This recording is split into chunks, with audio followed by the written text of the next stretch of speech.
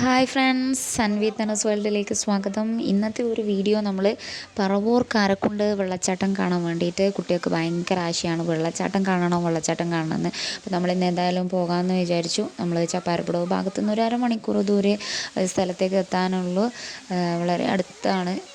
അപ്പോൾ വെള്ളച്ചാട്ടം കാണുമ്പോഴത്തേക്കും ഭയങ്കര സന്തോഷമായി.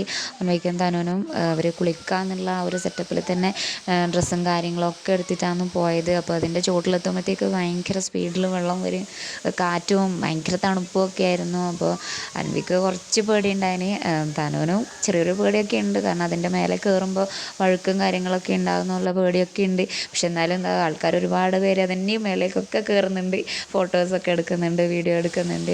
അപ്പോൾ ഇവർ നന്നായിട്ട് എൻജോയ് ചെയ്തു. ഇവർക്കൊന്നും മതിയായിട്ടേ ഇല്ല അവിടെ പോയിട്ട്.